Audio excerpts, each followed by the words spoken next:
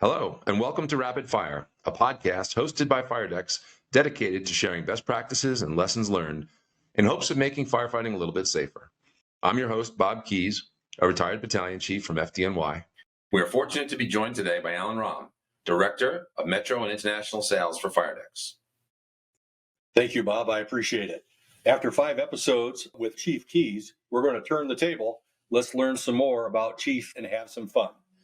I've had the privilege of working with Bob for the last 6 years at Fire-Dex. Bob, tell the audience a little bit more about yourself, where you grew up. Let's get started. Well, I have to first admit, this is probably the least favorite topic for me to talk about myself, but I've had my arm twisted enough to be convinced that we'll give this a try. I'll start off by saying that I grew up on Long Island, about 10 miles east of Queens, the New York City border, in a town called Westbury. It was in the center of Nassau County, the first county outside of New York, and it is part of Long Island. Being that we lived on an island, my parents were determined that my brothers and sister all learned how to swim and had to learn the rules of boating. I'm really grateful for that because it's made a world of difference for me and being able to not only work out with a body that's been beat up pretty good from 31 years of firefighting and quite a few years of playing football and lacrosse and then dealing with trying to run a marathon. Swimming seems to be one of my releases and ability to work out with low impact. And any chance I get, I'll go boating anytime, anywhere. Bob, how did you get interested in the fire service? Well, that's a good story. Most firefighters I knew in FDNY were convinced by an uncle, a grandparent, a father, somebody that they knew, a neighbor who was part of the FDNY. For me, it was totally different. Nobody in my family had ever been a firefighter. But one of my good buddies on the high school lacrosse and football team happened to live next door to the volunteer fire chief. And one summer while we were hanging out, he told Dave and I that if any runs come in, we could ride along with him. And that was a thrill of every teenage kid to be able to ride in a fire truck or fire chief's car, lights and sirens and respond. So we instantly got very interested in learning as much as we could about our local volunteer fire department, bought our scanners and started listening in for calls to come in and learning the nomenclature. So that really tweaked my interest.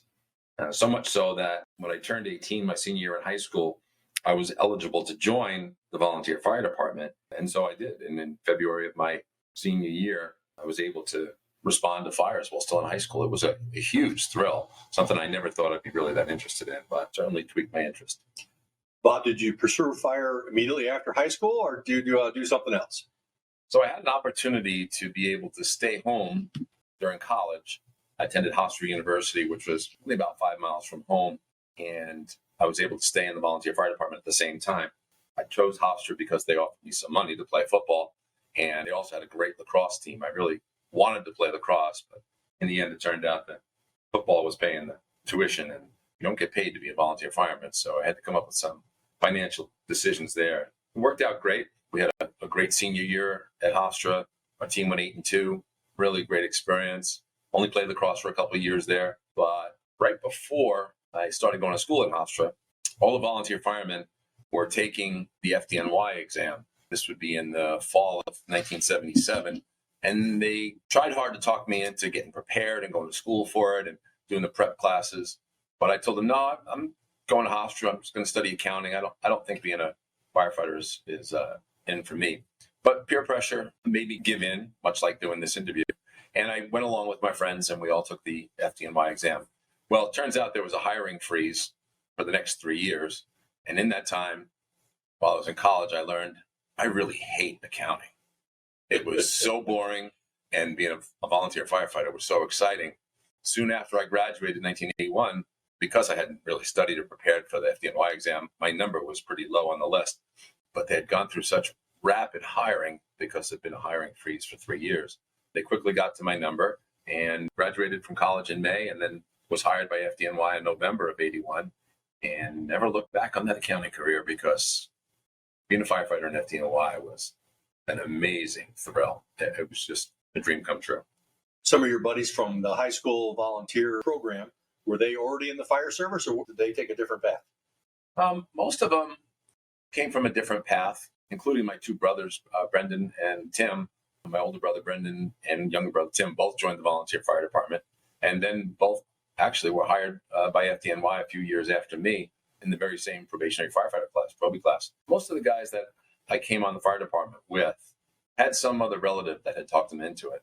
The volunteer firefighters, similarly too, had some relative or neighbor that talked them into getting involved in the fire service. So it's definitely a job that everybody dreams of, but until you learn all the details, the dangers, the dedication, the commitment, and the lifestyle, once you get to know that, once you live that, the reward is amazing. Chief, tell us a little bit about the fall of '81, what a FDNY recruit class was like. Well, first off, firefighters today, recruit class is about 6 months long. Well, in 1981, our probie school, probationary firefighter school, was only 6 weeks long. It was just the basics. You learn a lot about knots and ropes, hoses, forcible entry, and not a heck of a lot more.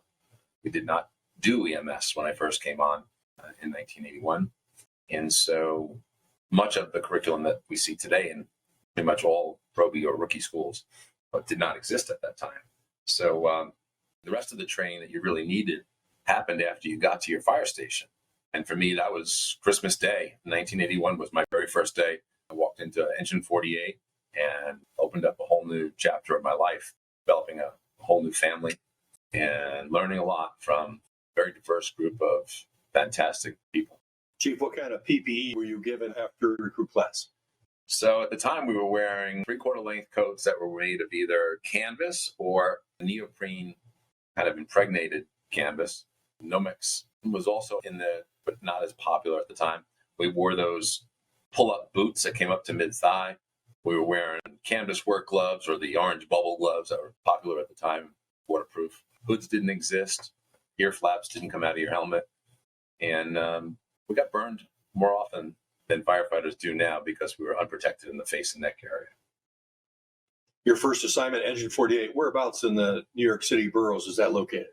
So it was in the Fordham section of the Bronx, very busy area, a lot of crime, a lot of drugs, unfortunately, some tough quality of life issues that we had to see. But we were extremely busy. We were the busiest engine company in New York City in 1982 and 83, doing over 7,000 runs. And that was without EMS. We did 7,000 runs of fires and also a lot of false alarms. What was the SCBA usage at the time in the big city U.S. Fire Service? SCBAs had just been rolled out. So most of the senior firefighters had never, ever used one. And so, as we know in the fire service, there's only two things that firefighters hate. It's change and the way things are. So we did not see a big embrace of SCBA usage. And matter of fact, I was taught by the senior members, when we get inside a fire, save that air, you might need it later on. So we learned how much smoke we could take, unfortunately. And gratefully, the mindset has changed, done 180 degree. And now we're realizing just how dangerous that smoke is to firefighters.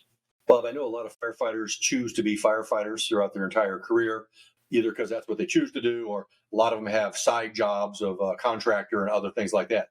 But you chose to go the officer route eventually. How did that come about? Well, we had great leadership in Engine 48 and Ladder 56. Pretty much all of our lieutenants and both of our captains, Tom Kennedy and Nick Visconti, were big students of the fire department. They encouraged all of us young firefighters to get into the books, to get into the job, learn everything you could about it. And I took their leadership and their advice. I guess I had an advantage having just graduated from college. Sitting down and reading books was not as difficult for me as it was for some other really great firefighters that just had no patience for sitting and reading a book. A lot of the material we had to study for promotion in FDNY was very complex and difficult for all of us to understand. We never studied leadership or management, building codes, engineering. We just were firefighters. And so that, I guess, came easier to me. And I was dedicated and loved the job and really wanted to be more and more of a leader. I guess that's part of my personality. And so buckled down, had to take a whole bunch of tests. Unfortunately, my very first lieutenant's exam was compromised. Some of the test takers had leaked the answers. And 6 months later, we were told, okay, the test is thrown out, start all over again. And I had been studying for 2 years for that exam. We wound up doing okay in the makeup exam. Wound up getting promoted to lieutenant in 1990. Chief Vinny Dunn was probably the best influence. He was a division commander in 48 and 56's quarters. And he would tell us the best job in the fire department is firefighter. The second best job is deputy chief. So if you're going to study for anything, go all the way to deputy chief. Almost made it there, but I did use his motivation, his words as encouragement, and decided to keep on studying. Bob, at that time, when you were promoted, did you have to move boroughs? Yeah, so FDNY has a unique rule. The city of New York is made up of 5 counties, or boroughs, as we call them. And the rules there, when you get promoted, you need to leave the borough that you were in. The mindset is that managing your peers is harder than managing people that you don't know just yet. And so anytime you got promoted, you had to leave the borough. I was sent from the Bronx to Midtown Manhattan, and fortunate enough that Chief Dunn had also been transferred from the Bronx to Manhattan, and he arranged for me to be assigned again to the very same station where he was working out of, Engine 1, Ladder 24 on 31st Street, Midtown Manhattan, between 6th and 7th Avenue, right across the street from Penn Station, Madison Square Garden, around the corner from the Empire State Building, in a very congested, very busy area that had lots of challenges. But probably the greatest benefit there was it was right across the street from St. Francis Church, where the fire department chaplain, Michael Judge, lived and parked his car in quarters with us. And pretty much every night I was on as a new lieutenant, he would come and offer some encouragement and words of wisdom, and became a fast friend and mentor. He was the first person to die of the FDNY on 9/11. And gosh, he's probably the most missed person in my life. He was a great leader and a great motivator. His favorite line to me was, if you really want to make God laugh, tell him what you have to do tomorrow, because you just don't know. And boy, was he right. Big change going from the Bronx to Midtown Manhattan, a very different firefighting scenario. How was that adjustment? Yeah, they called Midtown the electronic ghetto. In the Bronx, we spent a lot of time chasing down DRBs, the discretionary response box, the old Morse code manual transmittal. Any person on a street corner could just reach up, grab the handle, pull it down, and we would turn out a whole first alarm assignment. It kind of became the entertainment for the local neighborhood kids. And so we were resetting those boxes, 10 or 20 times a day. In Manhattan, it was called the electronic ghetto because it was the same problem, only these were high-rise building smoke detectors, which were problematic and were new and had lots of false alarms in them. In Midtown Manhattan, we would chase around those same automatic alarms, lots of false alarms also, but occasionally you would wind up showing up for a routine alarm and pull up and see smoke or fire pushing out a 10th, or 20th, or 30th story window. So it had its own challenges, especially forcible entry into a building that's locked up tight, like a high-rise building, was a big challenge. I learned so much about forcible entry from the guys in Ladder 24 back in the 90s. I've seen some of those big office buildings, particularly during the 90s when I did some work in Manhattan. You guys rolling up at midnight for a potential false alarm. How did you enter the building? Because I'm sure the owners and property managers didn't want you busting down all that beautiful glass on the ground level. Right. So that's an interesting, very good question, Alan, because one of my first days as a lieutenant in Midtown Manhattan, we rolled up to just that kind of scenario where there's an alarm ringing on the 23rd floor and we can't get in the building. And it's just the engine-only response. So I had to make a call. And so I had to turn to the probie who had been working there for quite a while and say, what do we do on this? I really didn't have good judgment at the point because no experience. He said, let's just wait a few minutes. The runners will show up. I said, the runners? I've never heard of that term. Well, it seems that there's a whole cottage industry in Midtown Manhattan at that time where owners of these buildings, so that the fire department wouldn't break down the front door, had guys that would respond in scooters or on bicycles with the keys to the front door. They got the alarm before we got the alarm. And oftentimes they would be on scene to unlock the door. Well, sure enough, in this instance, I waited a minute and a guy came racing down the block on a scooter and unlocked the door for us to get in. And we were able to reset the alarm. But totally new experience for me as a young officer. Very good. Bob, I think you told me in 1995 you promoted to captain. What was PPE like in 95 and where did you get assigned? So I was, again, once you get promoted, you have to leave the borough. I was sent out to Queens, spent the winter of 94 as captain of engine 288. And then in the summer of 95, I was captain of engine 289. These were all temporary assignments where the previous captain had either retired, promoted, or transferred.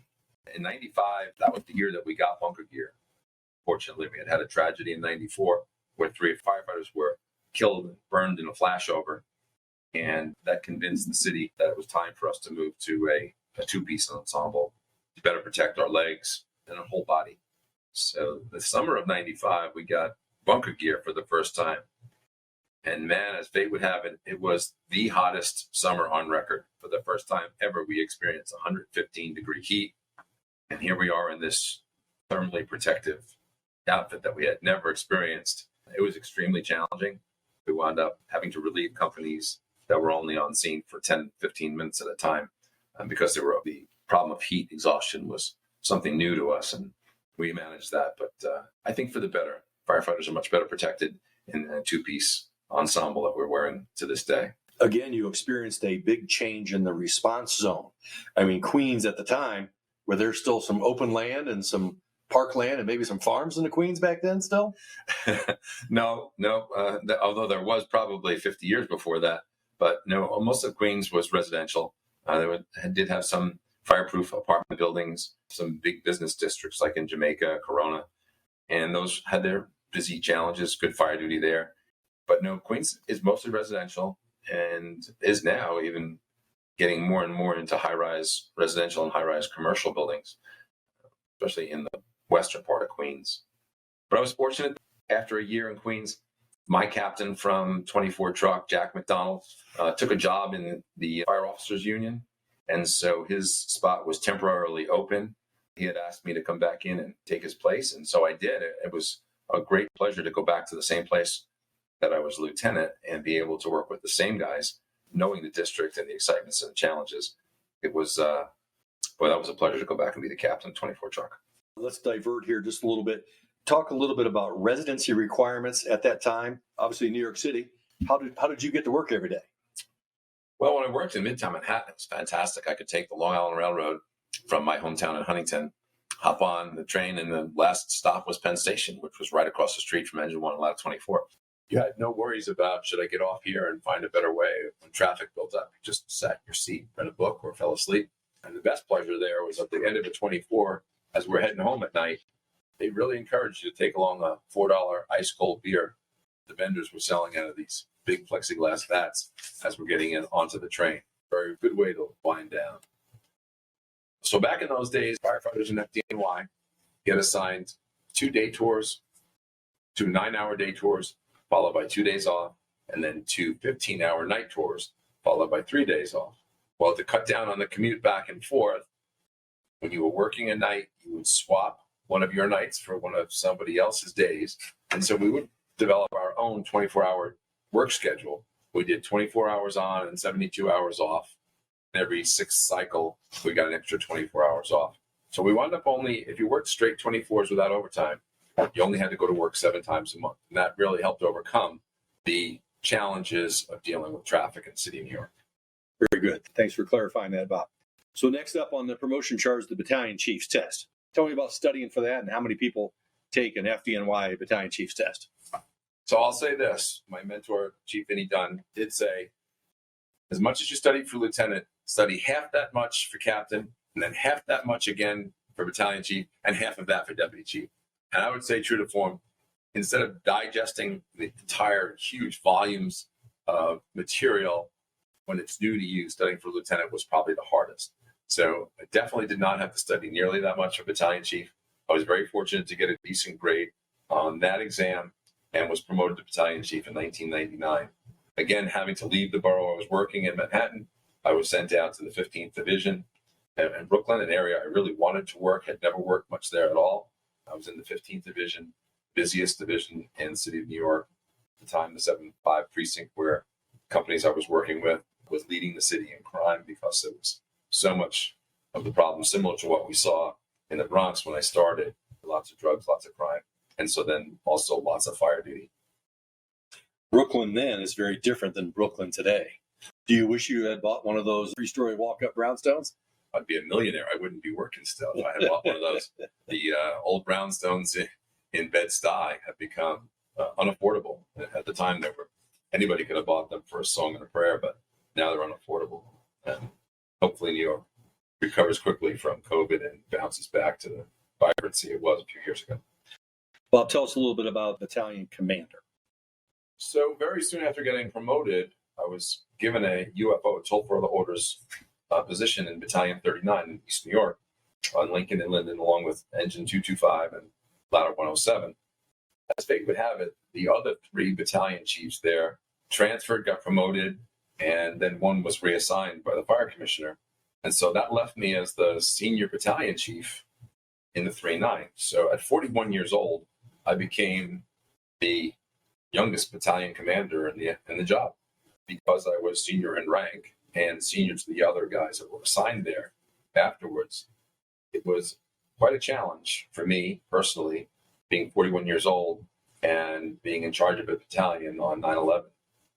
There were a lot of curveballs that 9/11 threw us. I was very fortunate not to lose anybody assigned to my battalion that day. Lost many since. On 9/11, I lost 343 brothers. More than 25 of them were my friends that I had worked with, including my best friend, Captain Danny Brethel, who had taken my place in Ladder 24. Danny and I were volunteer firefighters in East Meadow together. We were both firefighters assigned to Engine 48 and went across the floor to Ladder 56. Danny and I both wound up lieutenants in Ladder 24. Then Dan took my place as captain of Ladder 24 when I was promoted to battalion chief. Probably my biggest challenge and hardest day in my life was the day that I had to notify his family that we had recovered Dan's body late that day on September 11th. Chief Keys, like a lot of FDNY staff, does not enjoy talking about September 11th. As I've traveled around the country with him over the years, a lot of people will ask, and most of the time, Bob does not talk about it very much. So you heard more on this podcast than anybody else has heard in quite some time. Chief, your last assignment's coming up at FDNY, R&D. How did that come about? And let's talk about that a little bit. Just as I had my arm twisted to do this podcast, I had my arm twisted to become the Chief of Research and Development at FDNY. My good friend and union buddy, Danny Melia, was working as the executive officer to the Chief of Safety, and they were looking for somebody to take over to lead this group of 12 very dedicated lieutenants and captains and firefighters that were looking for improvements in PPE, technology, radios, thermal imaging cameras, ropes. And I interviewed for the job and was accepted. And I was very grateful because it was probably the best opportunity I had to give back to the FDNY in my whole entire career. Saved people and put out a lot of fires, but nothing was more rewarding than working in R&D and being able to make a difference, leave the job better than I found it, as I was taught by all my mentors, and help improve the equipment and safety protective gear that firefighters wear, all 11,000 firefighters in FDNY. So being able to give that back was probably the most rewarding part of my whole career. Very good. Thank you. Chief, since your retirement at FDNY, let's talk a little bit about how best you try to help firefighters be safer and better prepared today. Well, how to best help firefighters be safer and perform their job.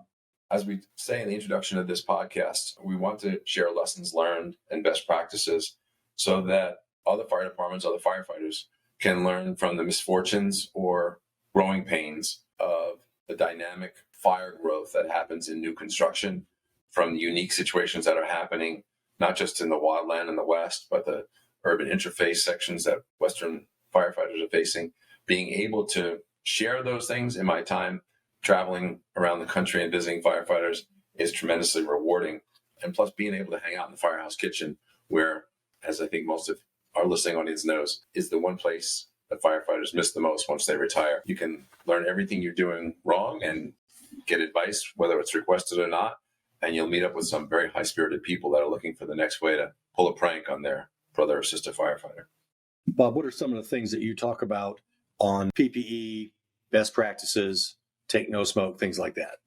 Some of those things, like I just mentioned, Alan, Take No Smoke was a initiative that so impressed me by Commissioner Joe Finn from Boston.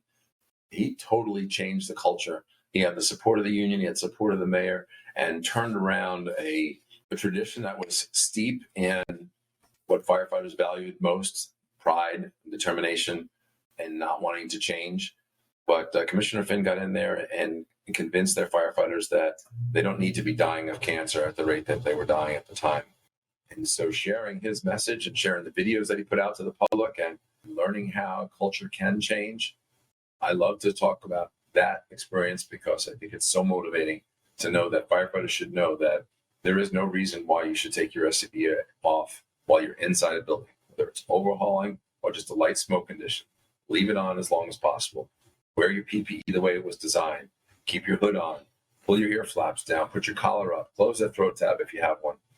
And be prepared for that flashover, because once it happens, you definitely will not have time to put your gear on right. And we saw that firsthand in a horrific fire right before I retired. The firefighter Rob Weedman was caught in a real bad flashover in Brooklyn right before Christmas in 2011. And he survived because he wore his gear the right way, the way it was designed. The ear flaps down, the collar up, and he had his SCBA on through the entire fire. And that is really the reason why Rob lived. So I love telling those stories. I love sharing those best practices. That enables me to keep helping make a difference, to maybe make firefighters a little bit safer, which is my goal. Bob, spending a lot of time with you the last 6-7 years. I know that family is very important to you. Tell us a little bit about your family. I'll start off by talking about my brothers, Brendan and Tim. My older brother, Brendan, and my younger brother, Tim, followed me into the volunteer fire department and then saw how much fun I was having in FDNY, and they followed me there also. Nothing made me more proud the day that the two of them graduated together from the same Proby class and then went on to have a really successful career. Brendan retired in 2002 as a captain in Brooklyn. And he went on to get his degree as a nurse practitioner and is still seeing patients to this day. My brother Tim was promoted 2 days after 9/11 in a very emotional ceremony that he and I were, well, I wish we hadn't been, but we became part of the news media. Our pictures were spread around and part of a lot of the memorials. It was an emotional time for us. We had both lost quite a few friends, and trying to celebrate Tim's promotion was hard on both of us. Tim has since retired as a lieutenant and is finishing building his dream house in Vermont as he's being a stay-at-home dad for his 2 high school kids. I want to share a quick story about the fact that all of us did at least 25 years in FDNY. There was only one day in the entire career that all of us had where only 2 of us worked together in the same firehouse, same company on the same day. My brother Brendan was detailed to Ladder 24 from Eastern Queens. It was February on a snowy morning in 1993.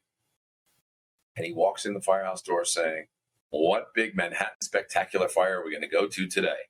Because firefighters from the outer boroughs did not get the same media coverage that Manhattan fires did, because that's where the media outlets were. They responded quickly to those fires, and they were more spectacular. And so the firefighters that didn't work in Manhattan were always a little bit jealous. Brendan walks in and teases me in front of my guys, "What Manhattan spectacular are we going to go to today?" Well, not 2 hours later, the tones went off, and we were on our way on the second alarm to the first World Trade Center bombing. FDNY was able to save so many lives that day and make such a difference. And I'm never more proud of the fact that Ladder 24, along with my brother, were able to rescue a gentleman who had been blasted into his locker in the locker room. And we were able to locate him and get him out through tunnel systems from 3 floors below ground where everything was devastated, and saved this gentleman's life. And so the only day I ever worked with my brothers turned out to be one of my most memorable days of my career. 10,000 plus firefighters over how many fire stations? Over 250. Over 250 stations. And you actually got to work with your brother. So that's a great story. Bob, tell us a little bit about Carolyn and the kids. So my wife Carolyn and I just celebrated our 30th anniversary. So grateful that she was courageous enough to stay with me through the challenges of 9/11. It definitely took a toll on our family, but I'm grateful for that. Our 2 children, Matthew is now 26 years old. He works for Vail Resorts in Keystone, Colorado, following our family's love of skiing. Our daughter, Katie, is 21. She just graduated from Penn State and now lives in England and works as an executive assistant for a life coach. Earlier, you mentioned some of your sports and the hobbies that you like to do, but I think you slipped in there a bit of a marathon comment. Let's talk about that. Yeah, back when my body parts worked a lot better, when my knees weren't killing me, got into doing triathlons and marathons with my two brothers, and then a bigger group of friends, and then firefighters. And we even wound up going to the World Police and Fire Games in Vancouver, in San Diego, in Memphis, and got very much into doing triathlons. Cycling always seemed to be my better sport because I was a bit of a Clydesdale, not able to run as fast as some of these lightweight young bucks. But I did complete one New York City marathon, and I'm proud to say that I did it in 3 hours, 30 minutes, and 31 seconds, alongside my brother Tim, who beat me. But we ran most of the race together, side by side. Good stuff. Good stuff. Bob, before we get ready to wrap up here, it's been 7 years since you retired, so I'm pretty sure the statute of limitations have run out. But I think I've heard you talk a little bit about the unofficial, informal, off-property smoke confidence evaluation. Yeah, like most firefighters know, there are some real high-spirited characters in the fire service, and one of the crazier nights we had was the smoke confidence course to find out how tough we were. This goes along with the guys that were teaching me, don't use the air, save it for later, you might need it. Occasionally would light the kitchen garbage pail on fire, and the last one out of the kitchen was the bravest or the winner of the competition. But high-spirited, and hopefully nobody tries to repeat that after hearing that that's something that we used to do. Don't want to be responsible for that. Good story. Good story. Bob, in closing, tell us a little bit about some of the best practices that you and I have observed and participated in around the country that we share with folks doing PPE wear trials evaluations. Well, I would say that, these best practices and lesson learned definitely include taking better care of your PPE. The previous podcast that we did about the system that Vancouver has put together for making sure that firefighters never have to respond to a fire in contaminated gear is some story that I love to talk about. Love to talk about that Boston story I just mentioned, and I'd encourage people to log on and take a look at the YouTube videos that those cancer survivors and unfortunately widows and children talk about how to protect firefighters from the scourge of cancer. It is definitely the biggest killer of firefighters, and I think it is somewhat preventable. We can do a much better job of making a difference so that we can collect as many pension checks as intended. What do you see coming up in the world of PPE and safety in 2021 and beyond? All of us are dying to be going back to being more social. We love people, and we don't want to live in fear.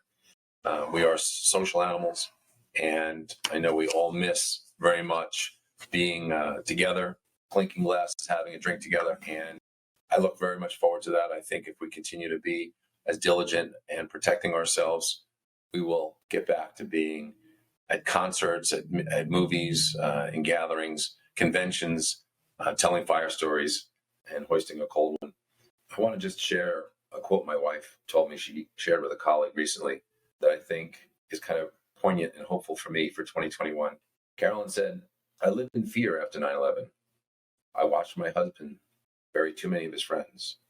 I will not let that emotion dominate my life again. I will be cautious and smart, but we also must live our lives and not in fear." That's a great statement by Carolyn there. Very nice. Very nice. Bob, last question for this interview. Let's talk a little bit about the NFPA committees.